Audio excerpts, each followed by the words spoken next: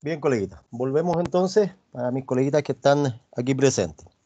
Vamos entonces con esta segunda parte de la clase de hoy día y ya tenemos como una base, yo diría, bastante interesante como para empezar ya a trabajar con cálculos.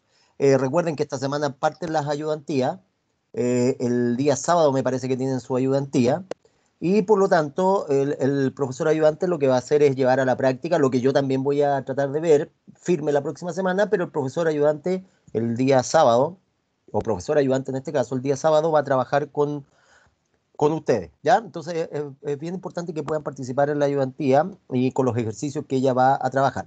La idea, obviamente, es que ustedes los desarrollen con el Excel. Ahora, si lo pueden desarrollar con calculadora y Excel, mucho mejor, ¿ya? Entonces, aprovechar esta instancia de que estamos de alguna manera un poco más obligados, empujados a utilizar Excel.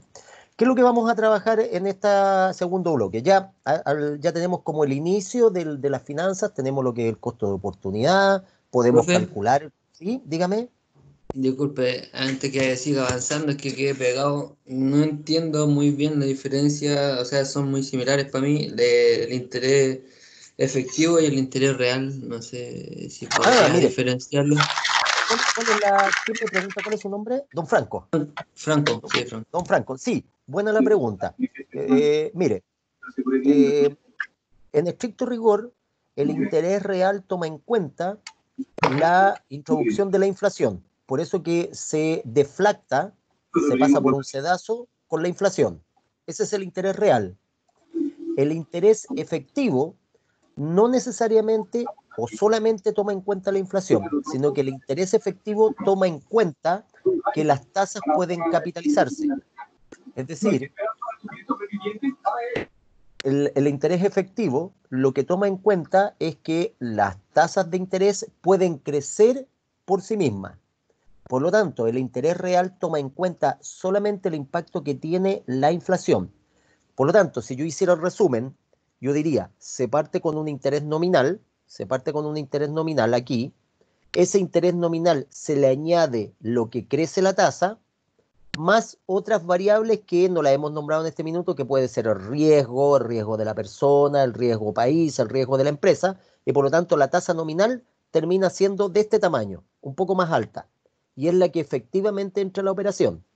Parte con la tasa nominal, que es la que hizo el contrato, y termina con una tasa efectiva que toma en cuenta elementos tales como el crecimiento de la tasa, más otros elementos como, por ejemplo, el riesgo país, el riesgo de la persona, el riesgo del cliente. Pero además, si usted toma en cuenta la inflación, esa tasa efectiva puede subir o bajar dependiendo de la inflación. Entonces, la tasa real es la que va a tomar en cuenta exclusivamente la inflación. Y se trabaja con la nominal porque en estricto rigor los bancos, en términos de operaciones, trabajan con la tasa nominal, con esa parte de la operación. Nosotros enseñamos la tasa efectiva para que uno tenga la teoría y tenga el conocimiento especializado de que esa tasa más grande es la que incluye el crecimiento de la tasa por periodo. Eso es más o menos a grandes rasgos. Vamos a hacer otros ejercicios, o vamos, no otros, vamos a hacer ejercicios específicamente con eso. ¿Ah? Así que en esa parte estamos más o menos tranquilos. Gracias, Eh, profe. sí, no, usted, muchas gracias. Profe, Vamos le hago una entonces, pregunta. por favor, No sé por si favor. tendrá que ver con la cátedra, pero en el Sí. momento de contratar un crédito hipotecario de consumo, ¿uno puede pedir esa tasa o esa tasa no la mencionan? Mire, ¿cuál es su nombre, colega? Pablo Mora. Don Pablo. Mire, la pregunta que hace don Pablo es hiper interesante y es anecdótica y más que interesante, es súper llamativa. ¿Saben por qué? Porque ahí uno se da cuenta lo que sabe o lo que no sabe. O dicho de otro modo, cómo el conocimiento te da poder. Cuando uno empieza a hacerle preguntas a los ejecutivos de cuentas del banco, recuérdense que son gente joven como usted y algunos viejitos como yo, al final se mecanizan. Yo fui ejecutivo de cuenta en mis años mozos, cuando tenía pelo y era mucho más joven. Y en realidad uno se mecaniza, funciona con sistemas, software y un montón de cosas. Entonces, la base financiera de conceptos de repente se tiende a olvidar. Cuando el colega pregunta si esa tasa la puede pedir, en estricto rigor uno puede pedir la tasa. En estricto rigor uno puede decirle a la gente, mire, ¿sabe qué? Yo necesito que me dé la tasa nominal y la tasa efectiva. O sea, uno podría. Ahora, en la vida real, cuando tú pides la tasa, lo que te va a decir el ejecutivo de cuentas, sí, lo que nosotros estamos cobrando aquí es un 3%. Entonces usted le va a hacer esta pregunta y hágala, mire, hágala, los dejo invitados a los 30 y tantos colegas que están acá para que hagan esta pregunta al ejecutivo, si quieren, eso sí. ¿Me podría decir si es la tasa nominal o efectiva? La gran mayoría te va a decir, no, esa es la tasa nominal. Y la efectiva, me aplican tasa nominal o efectiva, y algunos de los ejecutivos te dicen, no, el sistema lo calcula. Ya, pero es que yo quiero saber la tasa que se va a aplicar efectivamente en la operación. ¿Cómo calculan ustedes la efectiva? Lo más probable es que el ejecutivo no te va a explicar cómo la calculan. O sea, no se va a meter en la fórmula, salvo que el coleguita que sea ejecutivo ahí esté metido en los cálculos y le haya gustado la clase de finanzas. Pero en general la va a sacar del sistema. Por lo tanto, a la pregunta suya, si se puede pedir la tasa, usted como el cliente puede pedir todo lo que quiera.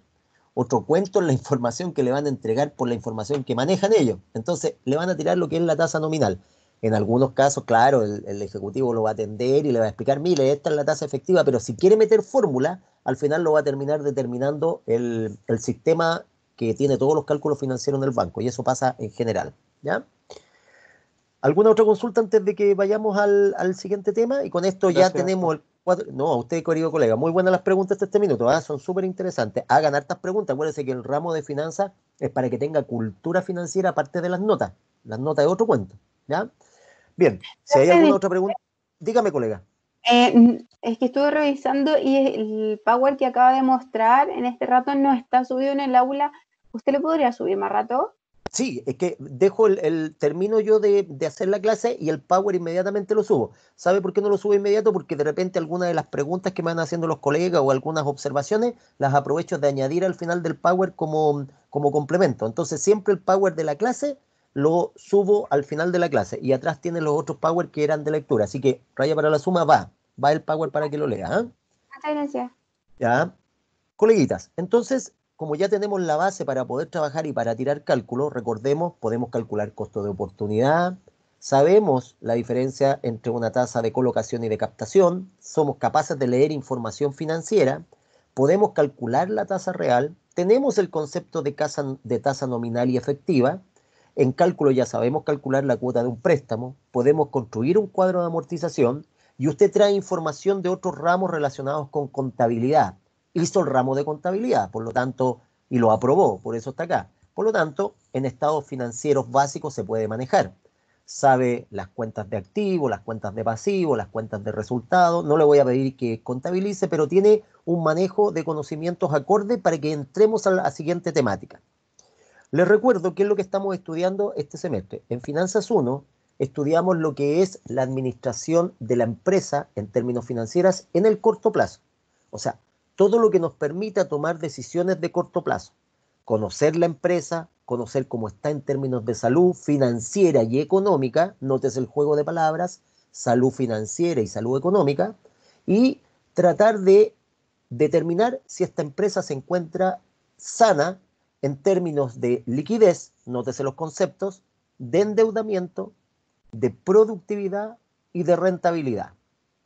Por lo tanto, en el ramo de Finanzas 1, lo que tratamos es de tener una mecánica, una metodología de trabajo para poder administrar financieramente la empresa en el corto plazo, preocuparnos del circulante, ver el costo de oportunidad que implican las decisiones del administrador financiero, poder hacer operaciones en el mercado de capitales como pedir un préstamo, tomar un depósito a plazo, conocer las tasas que van a operar y cómo se calculan algunas de ellas, construir un cuadro de amortización y por lo tanto ahora ya podríamos empezar a trabajar una parte de el análisis que se hace en las empresas, que es el denominado análisis financiero. Vamos a partir ahora con esto de acá y vamos a hacer una introducción al análisis financiero. La próxima semana, en el primer bloque, nos vamos a dedicar a trabajar la mitad con el análisis financiero, pero de los indicadores financieros, que ahora los vamos a dejar conocidos. Y en la segunda parte de la próxima semana es puro trabajo en Excel con calculadora, trabajos grupales y un montón de actividades, ¿ya? Así que vamos con esta parte de acá. Cualquier duda que vayan teniendo en el camino, por favor, inmediatamente me consulta. Entonces, vamos con lo que es la introducción al análisis financiero. Estos dos powers se suben hoy día para que ustedes los revisen. ¿Por qué análisis financiero? ¿Y por qué es importante este tema? Recuerde lo que estamos haciendo, administrando la empresa en el corto plazo. Entonces yo necesito saber cómo se va a comportar la empresa, cómo le va a ir a futuro, cómo está comportándose ahora. Ya en contabilidad usted algo puede trabajar. En contabilidad usted eventualmente puede conocer si la empresa tiene un buen nivel de activos, un buen nivel de pasivos, algo maneja. Entonces, veamos ahora lo que es una introducción al análisis financiero. ¿Qué es lo que vamos a buscar en estos minutos que nos quedan? Es conocer lo que es un análisis financiero, tratar de determinar la utilidad de usar un análisis financiero para la toma de decisiones, para el caso que les voy a subir en la plataforma que va a tener un periodo de entrega. Van a ser capaces de analizar el concepto y la estructura de los índices y ratios financieros. Escuchen el juego de palabras para los verdaderos y falsos. Análisis financiero, índices financieros, ratios o razones financieras. 4 conceptos que andan dando vuelta. Análisis financiero, índice financiero, ratios o razones financieras. Y finalmente aparece conocer los principales indicadores financieros. Entonces tengo índices, ratios e indicadores. Veamos. Aquí no nos podemos perder, volvemos a un terreno que todos manejan. Esto lo conocen todos. Participe en la clase, por favor, participe. Interrumpa harto, es bienvenida la interrupción. Antes de partir, dígame por favor la opinión que tiene usted de esta empresa, una empresa ficticia, que presenta estos estados de resultados. No son de la misma empresa, por supuesto, ¿ya? Son estados de resultados de empresas distintas, pero quiero que me dé su opinión echando mano a lo que vio en una asignatura tal como contabilidad y con lo que aprendió. Por favor, micrófono abierto para los coleguitas que me opinen. Participe, por favor, porque esto se lo voy a preguntar con nota ya la próxima clase. Participe ahora. Cuénteme, ¿qué opina usted de la empresa al mirar el balance? ¿Qué información puede sacar del balance para que me pueda usted contestar a esta primera pregunta? ¿Qué opinión puede entregar de la empresa al revisar el balance? Y segunda pregunta, ¿qué opinión puede entregar de la empresa al revisar el estado de resultados? Contestemos la primera. Micrófono abierto. Cuénteme a alguien, me da su nombre, quién va a contestar, y me cuenta, mirando ese balance, ¿qué puede observar? Hola, profe. Hola, coleguita, cuénteme, ¿qué puede observar del balance que le llame la atención mirando las cuentas contables? O sea, que supuestamente lo que vimos en los ejercicios anteriores, acá tiene más activos que pasivos. Por lo tanto, en el caso, suponiendo que la empresa quiere solicitar un préstamo, lo puede hacer, ya que puede cubrir las deudas, lo que tiene los documentos por pagar. Perfecto, perfecto. Interesante lo que me plantea la colega. ¿Nombre, colega? Rocío González. La colega Rocío González nos dice que, tomando en cuenta lo que hablamos en la clase anterior, muy bien Rocío, que está asimilando la materia de otras clases, la colega Rocío se da cuenta que si fuera a pedir un préstamo, se sitúa la colega en términos de pedir un préstamo, la compañía Creciendo S.A., al parecer tiene un buen nivel de activo fijo o activo no corriente, en estricto rigor tiene edificios y tiene equipos de transporte que podría dejarlos como colateral o como respaldo. Tiene 210 millones, unidades monetarias, pesos, dólares, lo que sea, y eventualmente tiene un respaldo más o menos interesante para poder endeudarse. Ella lo compara con la deuda que tiene de largo plazo, que es el pasivo fijo, en este caso pasivo no corriente o pasivo de largo plazo, que serían los acreedores hipotecarios o préstamos hipotecarios, que son solo de 60.000 dólares, euros, lo que sea. ¿Cierto? Por un lado está bien. ¿Qué opinan ustedes de esta empresa en el corto plazo? Eso ya lo conocíamos. ¿Cómo se ve esta empresa en el corto plazo? Otro colega u Que otra tiene colega liquidez. que encuentra que tiene liquidez. ¿Nombre de la colega? Yael Iturra. Mi colega. Exactamente. Fíjese que me señala que tiene liquidez. Ya la colega ya me dice que habla del concepto de liquidez y seguramente se está fijando en el circulante y lo está comparando con el pasivo circulante. Se da cuenta de que tiene en caja y en banco, que es lo más líquido, 260, que es lo más que puede echar mano. Tiene clientes, pero acuérdese que los clientes son promesas de que me van a pagar. Tiene almacenes, o si quiere usted, existencias guardadas. Y tiene finalmente otros deudores diversos, gente que le debe y eventualmente no son del giro. Y los de corto plazo de la deuda de corto plazo, es decir, lo que tiene que pagar urgente, son los proveedores y podríamos decir que son los deudores por pagar. No estamos haciendo un análisis contable, ¿ah? Por lo tanto, digamos que en liquidez está más o menos la empresa, ¿cierto? O sea, se defiende. Por lo tanto, los dos coleguitas que me han contestado han revisado el balance muy bien, en términos muy generales, y han analizado dos aspectos del balance, la posibilidad de endeudarse y en términos de liquidez que maneja liquidez. Por favor, ahora un colega, un caballero, ya que han participado dos damas, un caballero que por favor me revise el estado de resultado y me dé alguna observación, algo que le llame la atención del estado de resultado. Ojalá relacionado con la materia anterior. Participe. Profe, Dígame. yo le estaba diciendo que por el estado de resultados se ve que una empresa que es rentable. ¿Cómo sabe que es rentable, colega, y qué está mirando específicamente? Antes que me conteste. Esto es lo que necesito yo cuando estemos conectados y empecemos a operar, lo que está haciendo la colega, ¿cierto? Primero, atreverse a participar, aunque se equivoque. Aquí se aprende equivocando. En la empresa, si se equivoca, lo despiden. Aquí, en el peor de los casos, se va a sacar mala nota. Y segundo, la idea es que tengamos este pimponeo de información y el que esté preguntando no es el profe, es el gerente. Yo soy el gerente de esta empresa y me han dicho que está funcionando mal. Y tengo a la colega que la acabo de contratar y ella me dice que la empresa presenta rentabilidad. Yo no sé nada de finanzas, pero soy gerente, no sé cómo llegué a gerente, pero soy gerente.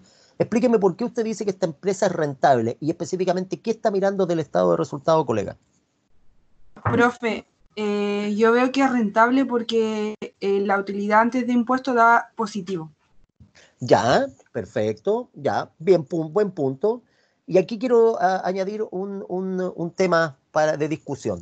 Que tenga una utilidad antes de impuestos positiva, ¿es sinónimo de que la empresa, desde el punto de vista de negocio, está manejándose bien?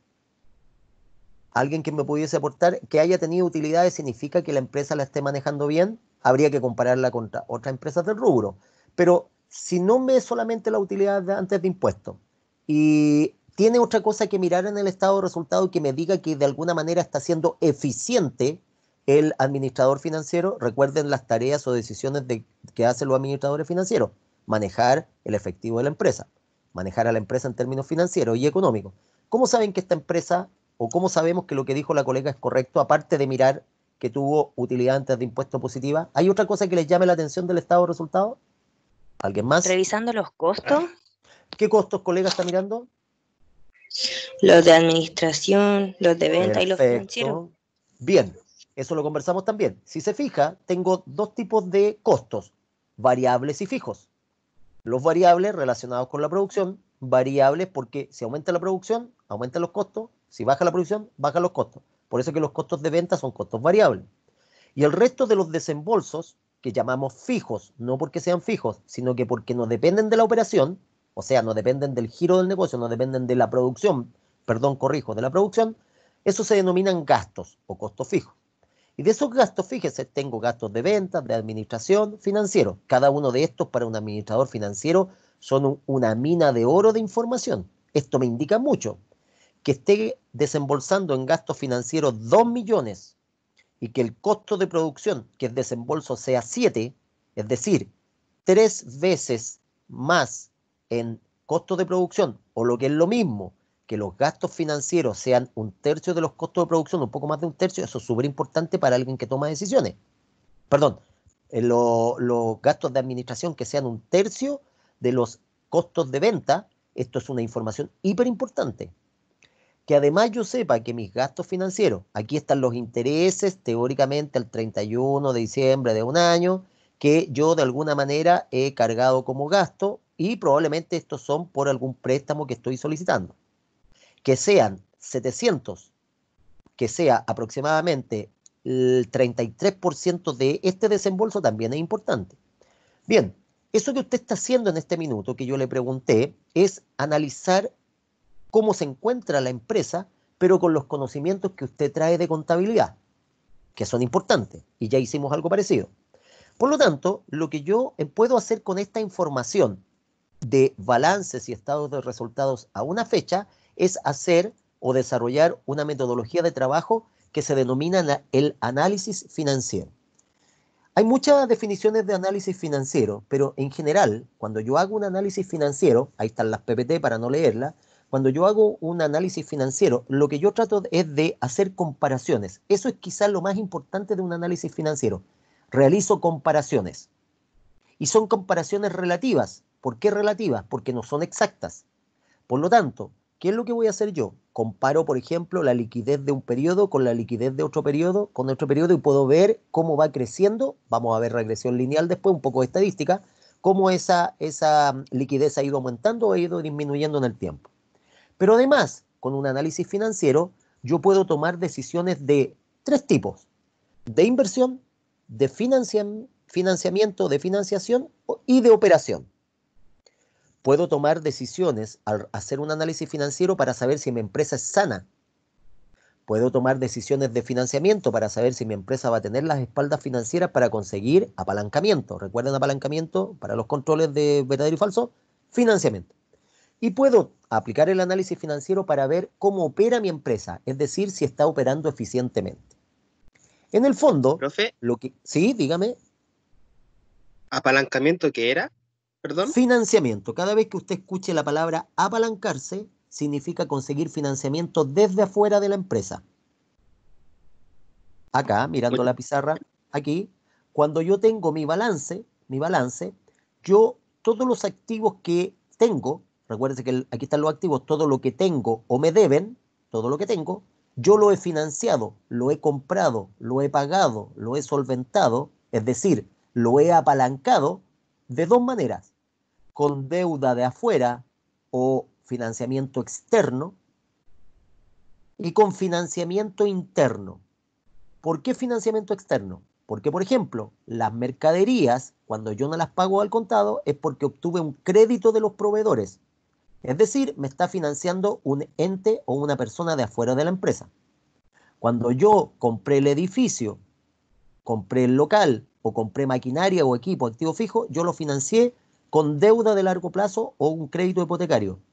Todo esto, el pasivo de corto plazo o corriente y el pasivo de largo plazo, al ser fuente externa de financiamiento, se denominan deuda o apalancamiento. Pero además, los socios pusieron dinero. Por ejemplo, 350 millones de pesos colocaron los socios. Y además, para esta empresa hubo utilidades que retuvieron, que dejaron guardadas para repartirla entre los socios o para ocuparlas como fuentes de financiamiento para refinanciar la empresa. Y eso se llama el capital o el patrimonio, en este caso, para los que ya manejan contabilidad, el patrimonio. Entonces tengo 2 fuentes de financiamiento: la externa, que se llama deuda, y la interna, que se llama patrimonio. Cuando yo me financio con plata de afuera o plata de adentro, se habla de apalancarse. Apalancarse es conseguir financiamiento, ¿ya? Para los conceptos. En la larga, entonces, un análisis financiero me va a permitir tomar decisiones. ¿Cómo opera un análisis financiero y qué importancia tiene? ¿Ya? ¿Qué preguntas me haría yo con un análisis financiero? Primero, la pregunta obvia, análisis financiero, la pregunta: ¿cuál es la situación financiera actual de la empresa? ¿La empresa es eficiente? ¿La empresa tiene una rentabilidad adecuada? Y si ya contesté estas 3 preguntas, me estoy mirando el ombligo, po. O sea, yo me encuentro bonito, me encuentro bien, me encuentro mal, pero no sirve que yo me mire a mí mismo. Tengo que compararme con la industria. Por lo tanto, la pregunta que yo me haría al desarrollar un análisis financiero es: ¿la empresa está dentro de los niveles adecuados de rentabilidad de la industria? Es decir, ahora que vino el COVID, esta pandemia, que las empresas se están destruyendo, que la economía se viene abajo, ¿tengo una situación financiera adecuada? ¿Estoy sano? ¿Me conviene seguir en la industria? ¿La industria está creciendo? ¿Se está hundiendo? Todo eso nos permite al responder cuando hago un análisis financiero. En el fondo, un análisis financiero consiste en estudiar la situación financiera y económica de la empresa. Se concentra en los estados financieros y busca conocer el comportamiento de esos estados financieros y para luego tomar acciones, por un lado, correctivas y por otro lado, de mejora. ¿Cómo hago el análisis financiero? El análisis financiero lo hago vinculando, relacionando, si usted quiere, sacando como fórmulas. En realidad no dan para fórmula porque son relaciones más que nada, más que fórmula. entre cuentas del balance general y del estado de resultado. ¿Cómo se hace esto? Formulando, construyendo, fabricando los denominados ratios o razones o proporciones. ¿Qué significa entonces? Que los ratios financieros, recuerde cómo hago el análisis financiero, en qué consiste analizar la situación económica y financiera de la empresa, tomando los estados financieros, balance y el estado de resultado y ver cómo se ha comportado la empresa revisando eso. ¿Cómo hago esa revisión? Tomando las cuentas del estado de resultado y del balance y haciendo una vinculación. Relacionar cuentas de activo con las de pasivo, relacionar cuentas de costo con cuentas de gastos, de resultados, de pérdida, y a partir de eso construir los denominados ratios o razones, que son relaciones que hay. Por ejemplo, un ratio financiero o razón financiera va a ser un índice, va a ser un cociente, una relación o una razón que expresa el valor de una magnitud en función de otra. En otras palabras, usted esto lo ha visto, por ejemplo, en estadística básica, cuando dice cuál es el porcentaje de alumnos aprobados y reprobados, cuál es el porcentaje de empresas que están en mala o en buena situación. Entonces usted dice, en la sala de clase, quiero sacar el porcentaje de alumnos que hicieron la tarea hoy día. Entonces usted pregunta, ¿cuántos alumnos tiene el curso? 50. ¿Cuántos hicieron la tarea? Levanten la mano, 25. Entonces usted puede decir que hay una relación entre alumnos totales del curso y alumnos que hicieron la tarea. El ratio podría llamarse alumnos que hicieron la tarea. ¿Y cómo calcularía? Usted diría, 25 alumnos hicieron la tarea partido por los 50 alumnos que conforman el curso.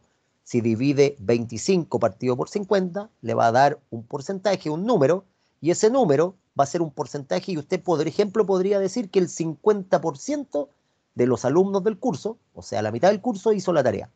Acaba de construir en este caso, una proporción, un ratio, una relación. Por lo tanto, el objetivo de un ratio o de en este caso, cociente, es técnicamente conseguir una información, primero, que sea distinta y complementaria a las cifras que te da el balance. Por ejemplo, el balance te puede decir que el activo circulante, la cuenta banco, tiene 500 millones de pesos. Y que la cuenta, por ejemplo, proveedores, tiene 600 millones de pesos. Entonces, la cifra absoluta que yo tengo es que banco, 500 millones, proveedores, 600 millones. Esas son cifras absolutas. Uno al ojo dice, tengo menos circulante para pagar la deuda de corto plazo. Tengo solo 500 para pagar los 600. Pero cuando construyo un ratio, yo puedo reunir esas dos cuentas contables que son, si ustedes se fijan, de distinta índole, y al relacionarlas, haciendo una suma, una resta, una división, sacando un ratio, una especie de construcción, yo puedo sacar una información complementaria que me puede entregar información para la toma de decisiones. Por lo tanto, los ratios en el fondo van a ser una relación entre cuentas contables. ¿Cuál es la importancia de los ratios financieros antes de construir uno? La importancia de los ratios financieros. Por un lado, que me permiten, cuando yo junto los ratios financieros, hago una familia de ratios financieros, yo los puedo juntar por esa categoría y por lo tanto esos ratios financieros me van a entregar información complementaria a la del balance y del estado de resultados en ese ámbito específico. Por ejemplo, yo podría construir 1, 2, 3, 4, 10, 15, 20 ratios o relaciones tomando solo en cuenta las cuentas de, por ejemplo, activo circulante. Y específicamente las voy a relacionar con las del pasivo de corto plazo. Y por lo tanto, cuando yo junto muchos de esos ratios que son de similares características porque están trabajando en el corto plazo, puedo armar, por ejemplo, un conjunto de ratios que ahora son parecidos y pasan a tener un nombre más elegante.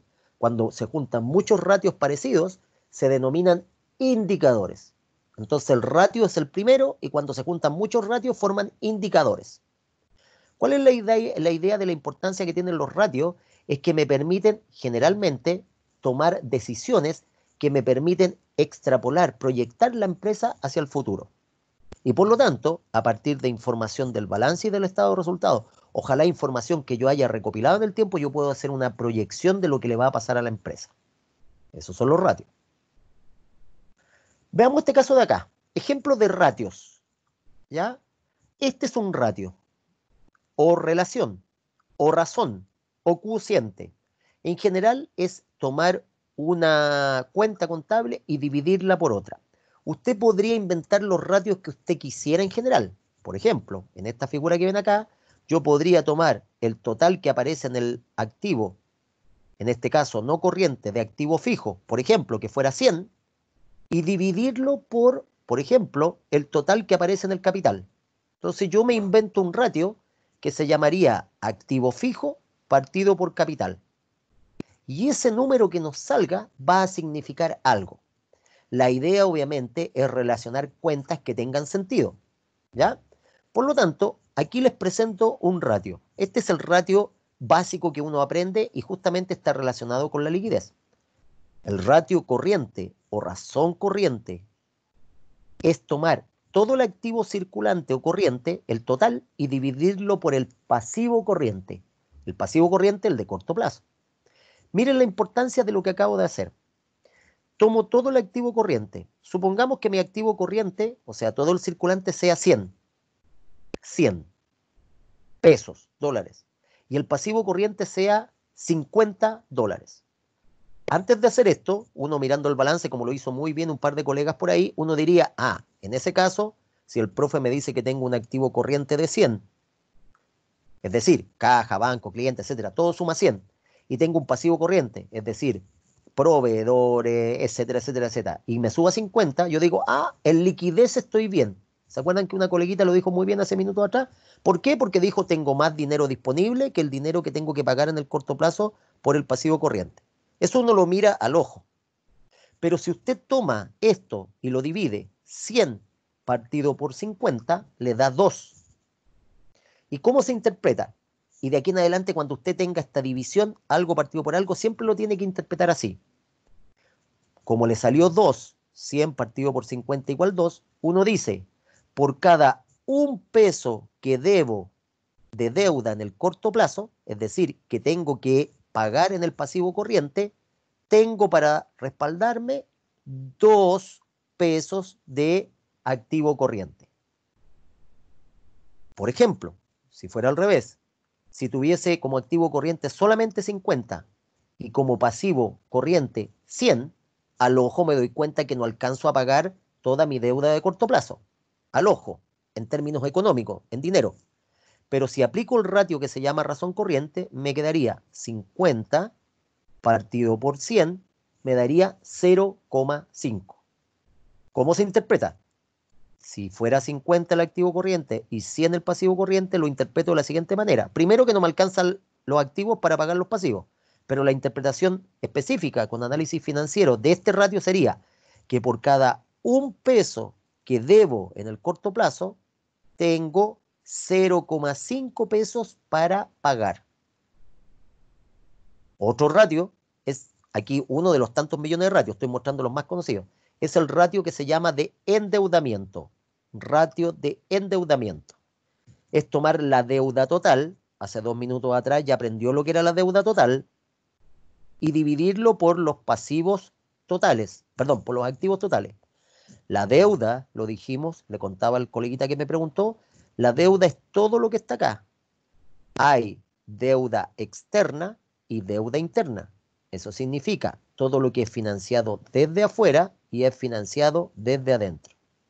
Por lo tanto, si yo divido eso partido por eso, ahí vamos a tener la fórmula, tengo un ratio de endeudamiento. Y así voy a tener ratios para tratar de determinar la liquidez de la empresa, el nivel de endeudamiento de la empresa, el nivel de productividad de la empresa y el nivel de rentabilidad de la empresa. Aquí en esta figura que está aquí arriba, más o menos salen los tipos de ratios que se pueden generar dependiendo de la información que usted maneja. Por ejemplo, con las cuentas del balance, que son las cuentas de activo, y las de pasivo y patrimonio, activo, pasivo y patrimonio, usted puede construir, fabricar, preparar los ratios de liquidez, llamados también de solvencia de corto plazo, puede preparar los ratios de rentabilidad y puede preparar los ratios de endeudamiento. Con el balance, con todas estas cuentas que están aquí, usted puede construir estos ratios que tienen que ver con la liquidez, con la rentabilidad y con el endeudamiento. Y con el estado de resultado, con las cuentas del estado de resultado, usted puede construir ratios que hablan de la gestión, también llamada de la eficiencia, y ratios bursátiles, que tienen que ver cómo la empresa se podría encontrar si pudiera cotizar en la bolsa. ¿No? Eso para ir metiéndonos en el tema. Les recuerdo, cuando los ratios se empiezan a juntar, cuando tengo muchos ratios de liquidez, muchos ratios relacionados con la rentabilidad y ratios de endeudamiento, entonces estos ratios, como son muchos y tienen nombres distintos, por ejemplo, este se llama razón corriente y es un ratio que está relacionado con la liquidez. Hay otro ratio que lo vamos a conocer que se llama razón ácida y hay otra que se llama superácida. Hay otro ratio que se llama capital de trabajo. Todos esos que yo nombré, razón corriente, razón ácida, superácida y capital de trabajo, son ratios que hablan o tienen que ver con la, en este caso, liquidez de la empresa. Si yo junto todos esos ratios que están hablando solo de la liquidez, se generan los indicadores financieros. Y los indicadores financieros, en el fondo, van a ser conjuntos de ratios que tienen un mismo sentido o apuntan a un mismo objetivo. Con esto ya vamos terminando, unos minutos más de paciencia. Aquí encontramos, en resumen, los 4 grupos de indicadores financieros. ¿Qué significa indicadores financieros? Son ratios que apuntan a obtener información en 4 puntos importantes que me interesan a mí. Primero, la liquidez. Todos aquellos ratios que se juntan, que de alguna manera apuntan a tratar de conocer la liquidez de la empresa, se llaman indicadores financieros. Y esos indicadores financieros de liquidez permiten medir la capacidad que tiene la empresa para cancelar sus obligaciones de corto plazo. De aquí en adelante, cuando hablemos de liquidez, usted inmediatamente la capacidad que tiene la empresa para generar plata y pagar sus deudas de corto plazo. Por eso yo le preguntaba, si una empresa tiene baja o alta rentabilidad, ¿indica que lo está haciendo bien? Tendríamos que ver cómo se comporta en este cuadrante. Los ratios de endeudamiento. Cuando yo junto ratios como este que estaba acá, y junto varios ratios o relaciones de endeudamiento que justamente apuntan al tema de los pasivos, entonces cuando junto varios de esos, genero los llamados índices de endeudamiento. Estos van a medir la participación que tienen los acreedores en el financiamiento de la empresa. Un ratio de... Sí, dígame. Consulta, en la fórmula que usted tenía ahí de la razón de endeudamiento, dice Sí. deuda total partido por el activo total. ¿Qué dice ahí? Por el activo total. Y usted dijo que la deuda total era el pasivo completo, o sea, el total pasivo más patrimonio. No, la deuda, nosotros lo vamos a considerar específicamente la deuda, todo el financiamiento que, comillas, la empresa ha conseguido. Y ha conseguido financiamiento externo y financiamiento interno. Por lo tanto, el financiamiento externo, en realidad, lo explico de otra manera. La empresa, todo lo que tiene la empresa, lo ha conseguido endeudándose afuera de la empresa y endeudándose con los dueños. ¿Se entiende? Sí. Se consiguió Sí. endeudando afuera y adentro.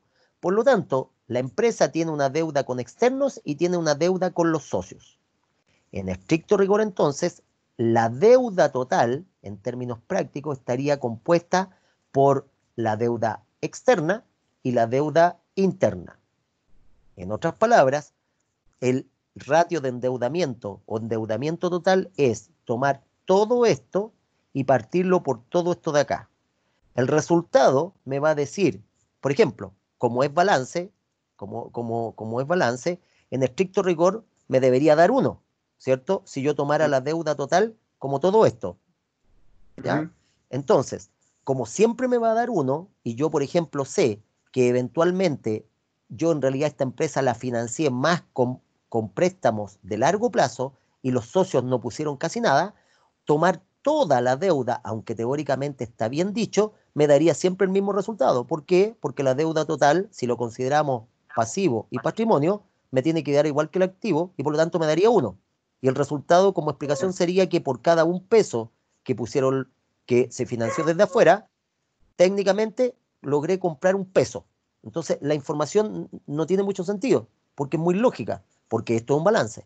Entonces, para este efecto, usted toma como deuda la deuda de afuera, porque aquí lo que está diciendo usted, cuánto de todos los activos lo consiguió desde afuera.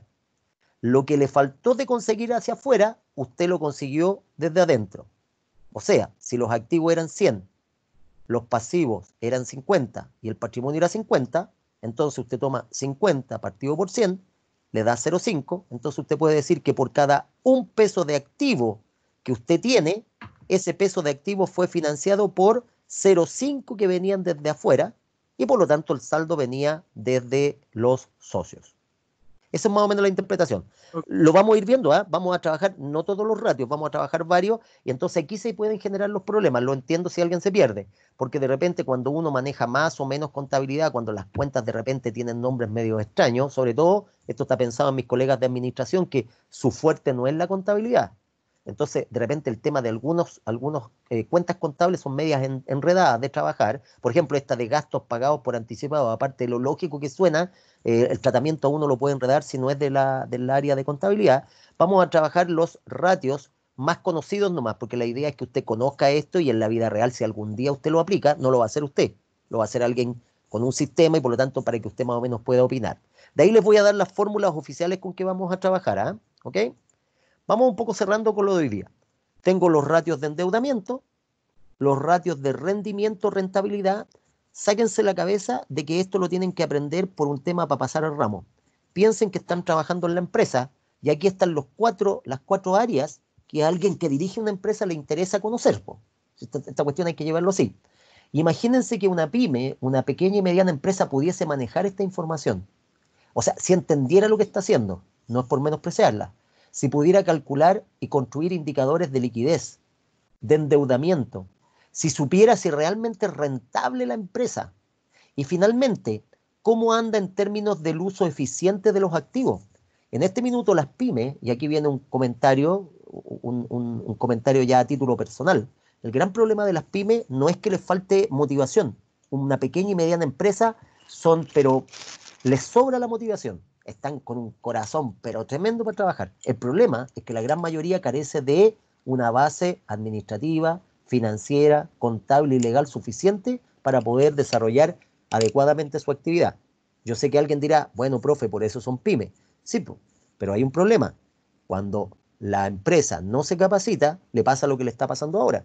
Muchas de las empresas que no van a salir de esta pasada, de esta embestida que está haciendo en los mercados producto del tema del coronavirus, no van a salir no porque no sepan lo que están haciendo en términos de producción, son buenos en lo que producen, pero no manejan para nada esta parte financiera.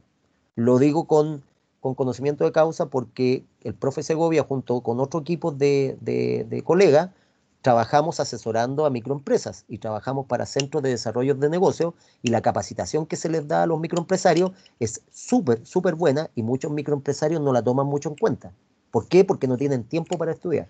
¿Te fijas? Entonces, la importancia que tiene esto va más allá de pasar al ramo. Esto es clave. Usted, acuérdense mis palabras, hace un adecuado análisis financiero en su empresa o el jefe hace un análisis financiero y usted es capaz de dar una opinión, queda al tiro en las ligas mayores. Y no es difícil esto, ¿eh? Vamos cerrando un poquitito con lo último para hoy día, para dejar esto amarrado. Acuérdense que el sábado van a tener ayudantía y lo que va a ver el profe ayudante en la ayudantía es ejercicio de lo que hemos conversado. Yo la próxima semana voy a atacar duro las 2 clases en harto ejercicio con Excel y harto caso práctico. Aquí tiene un análisis financiero y económico. Fíjese que ahora aparece la palabra económico, análisis económico. Fíjese. Aquí está el balance puesto, si usted quiere, al revés, ¿eh? El circulante aparece aquí abajo, o el de corto plazo corriente aquí abajo, y el de largo plazo o fijo aparece hacia arriba, ¿ya? Pero esto es para que vea una estructura económica y una estructura financiera. De aquí en adelante, usted en este minuto actúa como si fuera el doctor de un paciente. ¿Qué es lo que hace un doctor? El doctor recibe al paciente y le hace un diagnóstico. ¿Qué es lo que hace el doctor? Le pregunta al paciente qué siente, qué le duele, cuándo fue la última vez que fue al doctor y le pide unos exámenes. Dentro de los exámenes que le pide el doctor al paciente, le pide a veces una radiografía. Cuando nosotros analizamos el balance y el estado de resultados, estamos tomando una radiografía de la empresa y la estamos revisando. Por lo tanto, el doctor hace un diagnóstico. Usted como administrador financiero hace un diagnóstico. El doctor hace el diagnóstico en base a la radiografía más los síntomas que capta del paciente cuando hace la entrevista. Usted como administrador financiero recoge información para hacer el diagnóstico de la sanidad de la empresa, de la salud de la empresa, a partir de lo que le muestra esta radiografía, que son el balance y el estado de resultados. El doctor con eso, después que tomó la radiografía, hace un diagnóstico. El doctor aplica un pronóstico. Dice, de seguir con los síntomas que yo veo en la radiografía, más lo que yo veo que usted tiene, el pronóstico es que usted le va a dar un ataque cardíaco. El administrador financiero, idem, toma el diagnóstico que sale de mirar esta radiografía, más los síntomas que ve de la empresa, problemas de despido, problemas administrativos, toda la especie de síntomas que tiene la empresa, y es capaz de hacer un pronóstico. De seguir la empresa de esta manera, lo más probable es que quiebre. Y el doctor aplica un tratamiento basándose en lo que existe en la medicina y en lo que al resto de los seres humanos de similares características se le aplica como tratamiento. Es decir, compara lo que tiene el paciente con lo que tiene el resto de la gente y dice, este es el tratamiento que le aplicaríamos a un paciente con estas características, y lo compara con el resto. Nosotros hacemos lo mismo. Para saber si nuestro tratamiento es el correcto, comparamos nuestra empresa con el resto de las empresas y con el mercado. Y ahí podemos decir de qué manera estamos bien o mal preparados. Cuando yo me enfoco en la parte del financiamiento, hablo de que hago un análisis financiero de la empresa. Aunque en estricto rigor aquí hay que tener cuidado. Cuando yo digo que hago un análisis financiero es porque estoy haciendo estas razones financieras. Entonces quedó en la literatura, quedó que un análisis financiero es dividir cuentas y hacer todo eso. Pero como usted está aprendiendo una finanza un poco más profesional, hay que ser más ordenadito y decir que cuando uno hace un análisis financiero, el análisis financiero tiene una parte que es financiera y una parte que es económica. Y todo esto entra en un paquete que se llama análisis financiero. Pero más elegantemente decimos que cuando miramos la parte de las fuentes de financiamiento, estamos haciendo un análisis más enfocado al área financiera o de financiamiento o de apalancamiento. O sea, miramos la estructura financiera.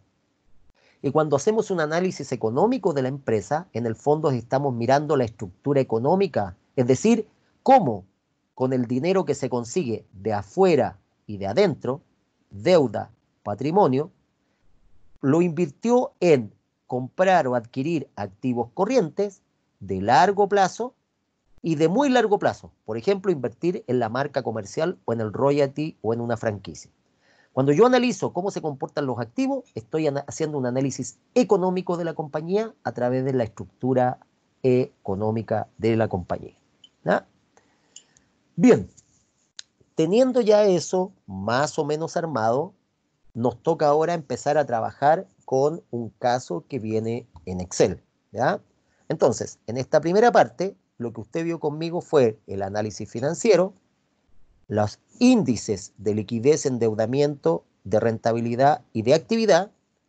Entiende para qué sirve un índice financiero, es capaz de ya saber cómo construir una razón, que va a ser las fórmulas que nos vamos a dedicar la próxima clase cuando empecemos a hacer los ejercicios, y es capaz también de saber qué importancia tiene en la práctica hacer un análisis financiero. Con eso, más lo que manejas de tasa, más lo que maneja de préstamo y de costo de oportunidad, tiene ya para construir su primer caso con nota grupal o individual que tiene que trabajar, caso que lo vamos a ir avanzando de a poco. El día sábado van a tener su primera ayudantía, el ayudante va a recorrer lo que vimos hasta antes de los ratios, él todavía no va a calcular ratios, va a repasar todo lo anterior con ejercicios que hemos preparado específicamente para que usted estudie y por lo tanto para que usted primero desarrolle con él. El sábado conéctense, asistan a la ayudantía, conecten su Excel para que trabajen con el Excel con el colega ayudante. Antes de ir cerrando, coleguitas, lo último, algún colega en estos 10 minutos que les quiero dejar para ustedes, alguna, bueno, dudas hartas, pero algún comentario que quiera hacer, alguna pregunta que nos sirva para el resto. comentarios, preguntas. ¿Profe? ¿Profe? Sí, es la dama. ¿Quién es la dama primero? Valentina.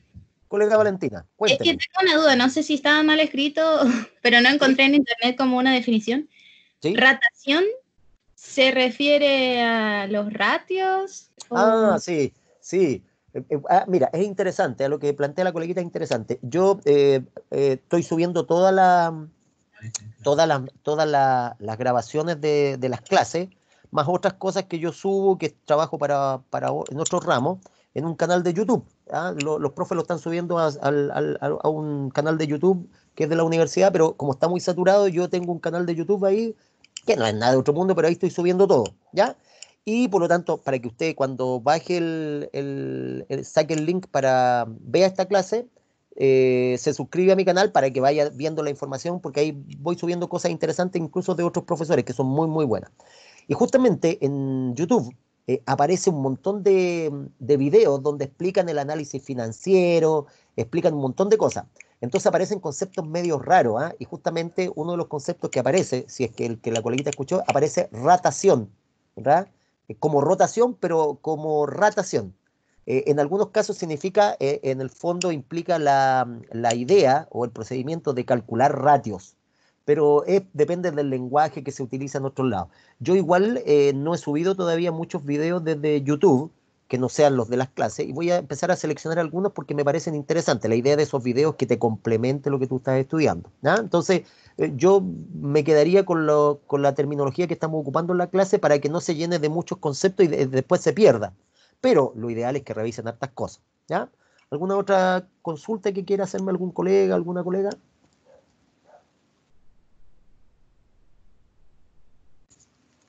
¿Profe? ¿Alguna otra consulta? Cualquiera, la que sea. ¿Profe? Sí, dígame, colega.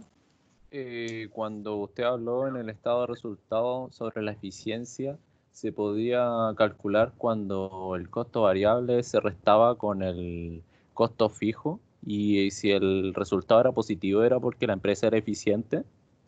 Es una manera de expresarlo. Fíjese que es muy interesante lo que plantea el colega. Nos olvidamos de la materia y pensemos como si tuviéramos un negocio, una pyme, una microempresa, ¿ya? Si mi empresa es productiva, nos vamos a concentrar en la productiva. De hecho, buena la pregunta que hace el colega porque está relacionado con lo que viene el caso que vamos a desarrollar, que está enfocado en una pequeña y mediana empresa. Le contesto al tiro, coleguita. Déjeme terminar, coleguita, que me hizo la pregunta. Al tiro le contesto, espérame un segundito. Entonces, usted, si tiene una empresa productiva, por ejemplo, fabrico celulares, tengo una empresa productiva y fabrico celulares, estoy fabricando celulares, los costos de producción son desembolsos, por lo tanto es dinero que va a salir. Pero ese costo de producción, por ejemplo, materia prima, mano de obra y costo indirecto de fabricación, se van a recuperar en el precio. Cuando usted calcula el precio, va a recuperar ese desembolso por el costo de producción. Por lo tanto, es un costo variable porque produzca más o produzca menos, ese costo se va a indexar. Si produce más, va a tener que desembolsar más. Si produce menos, va a tener que desembolsar menos. Pero finalmente, si tiene una buena estructura de precio, va a recuperar el costo. Pero los costos fijos, llamados también gastos, y dentro de los costos fijos, el desembolso relacionado con la administración, en la práctica, produzca usted más o produzca usted menos, ese costo o desembolso fijo, llamado también gasto administrativo, va a ser más o menos constante. ¿Por qué? Porque tiene que ver con la administración del negocio.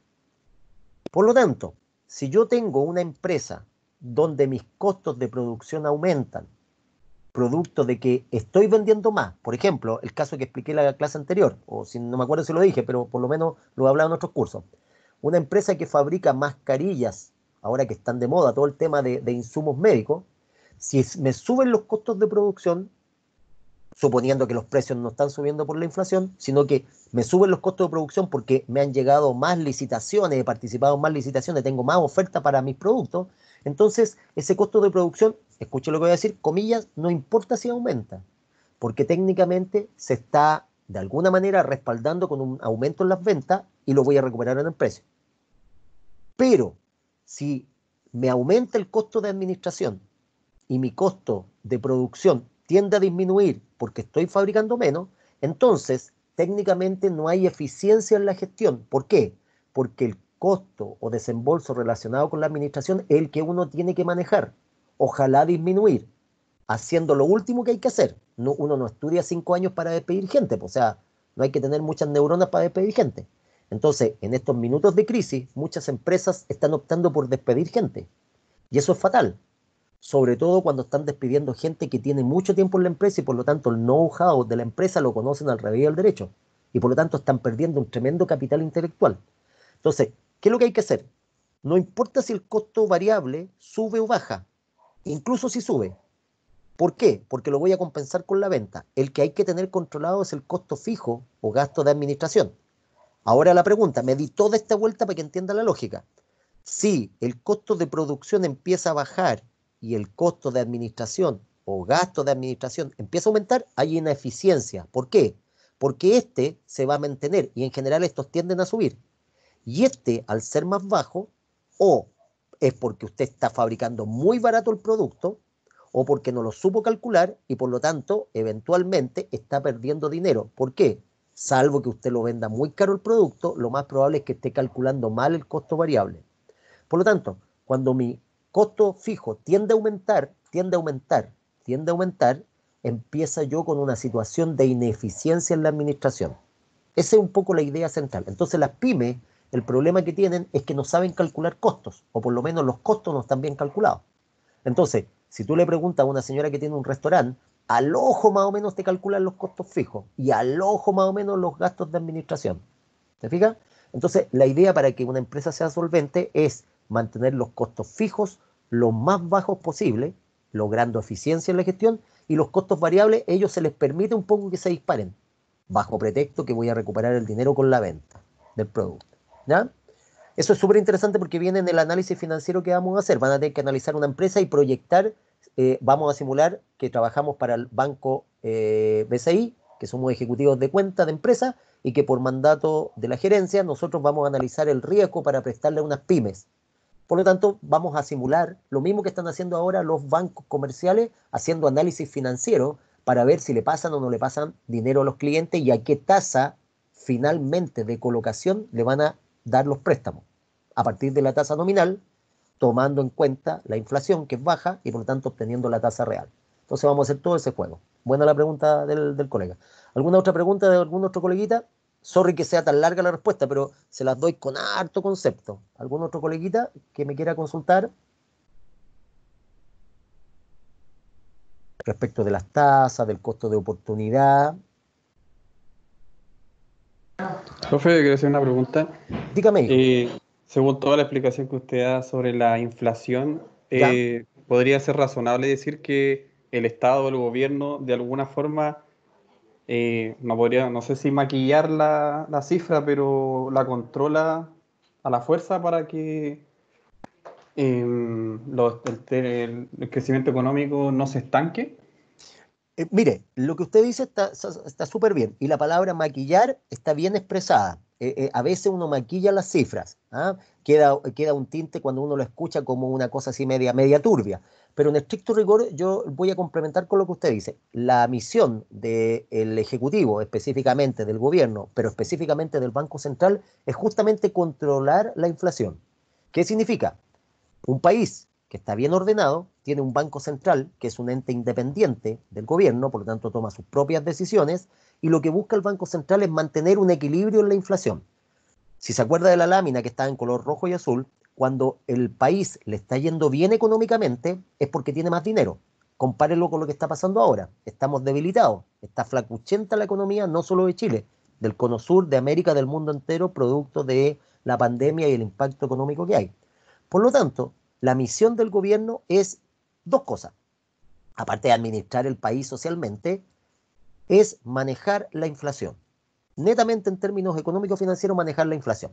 Y una de esas cosas significa, por un lado, hacer crecer al país, pero usted sabe que cuando el país crece, cuando le va bien económicamente al país, cuando hay trabajo, cuando hay dinero, cuando hay ingresos, la gente gasta.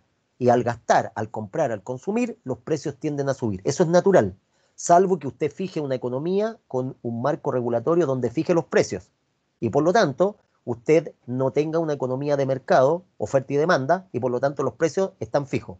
pero en general en el mundo, salvo 1, 2 o 3 países, los precios se mueven según la oferta y de la demanda. Adam Smith y la mano invisible, Economía 1. Por lo tanto, la pega del gobierno es tratar de manejar, más que maquillar las cifras, es manejarla. ¿Y cómo lo hace? Si hay mucho dinero en la economía, se sabe que se va a consumir mucho, los precios van a subir, crece la inflación, el dinero pierde poder adquisitivo. Nos afecta a todo porque ya no, el sueldo tuyo, acuérdate de la señora de la canasta, se le escapan los productos porque están más caros y el sueldo no le baja, pero vale menos. Por lo tanto, ¿qué es lo que hace el gobierno? De alguna manera maneja la tasa de interés y la sube o la baja. Entonces, más que maquillar las cifras, yo prefiero usar el adjetivo de que lo que hace es controlar. Ahora, no obstante, usted tiene razón. Hay países, no, bueno, ahí el profesor de alguna manera es una figura pública. ¿Ah? No soy de la televisión, pero es una figura pública. No soy un rostro de televisión, pero uno como profe es figura pública. Pero hay que decir que hay países en América que se han caracterizado por manejar un poco las cifras. ¿Ya? Como dicen los jóvenes, se la dejo ahí para que usted averigüe, pero hay países muy cercanos a nosotros, para no dar nombre, que desgraciadamente las autoridades han maquillado las cifras para no demostrar que están en una situación. Por lo tanto, no es maquillar, es controlar. ¿Ya? El tema del maquilleo de cifras ya es fatal. Pero tiene razón, la idea es controlar entonces.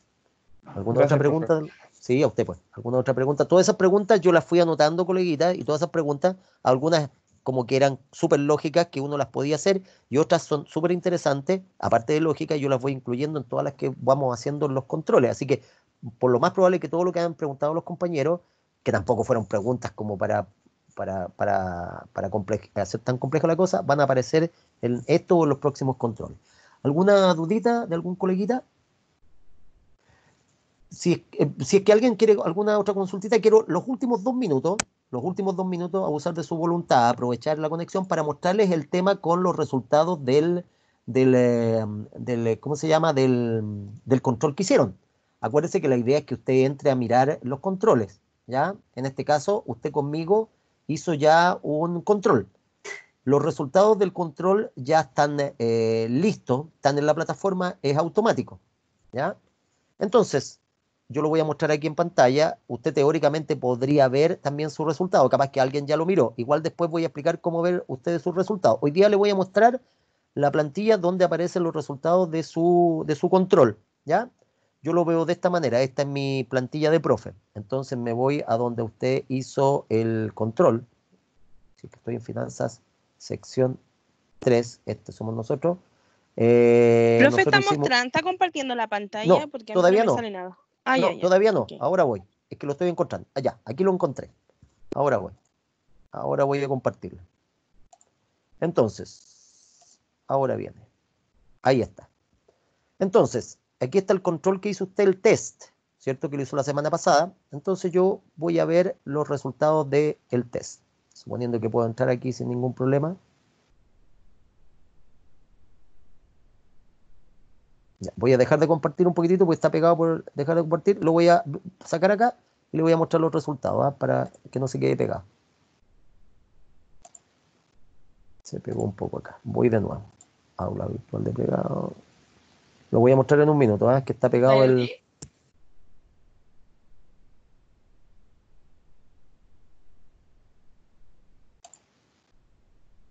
Aula virtual de pegado. Hay un tema con nuestra aula virtual. Ahora aparece. Deme un minuto. Finanzas, sección 3.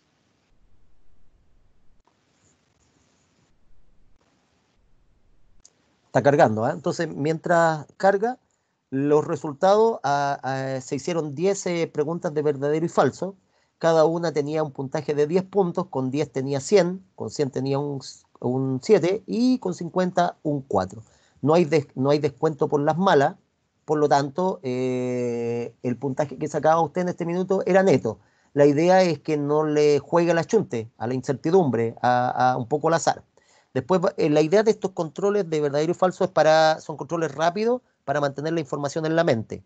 Después tenemos los de alternativa y después ya tenemos los ejercicios, como una prueba corta que puede ser de 10 o 15 minutos, que igual como si hiciéramos un caso en la plataforma. ¿Ya? Tengo un problema, está pegada la plataforma de la aula virtual. Ya, no, está la plataforma pegada. No, es la plataforma a la que está pegada, coleguita. Voy a dejar, por lo menos mi plataforma está pegada. ¿Sí? Dígame, colega. Sí, profe, parece que se pegó. Sí, Esos Sí, dígame. porcentajes, usted había dicho que creo que iban a ser 15 o 16 controles, ¿esos se suman y hacen el 40%?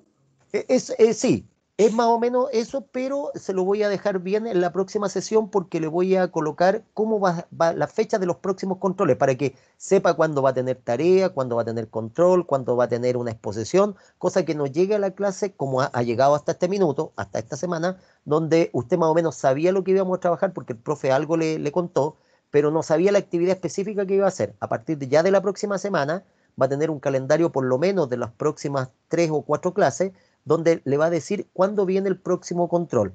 Como usted tiene 2 clases en una sola sesión, entonces vamos a tratar de hacer un control cada 15 días. O sea, lo tuvimos la semana pasada, hoy día no nos toca la próxima semana. Vamos a tener los foros y vamos a tener las actividades. Se pegó la plataforma, coleguita, así que no le pude mostrar esto. Así que se los voy a mostrar el resultado, se los voy a subir a la plataforma.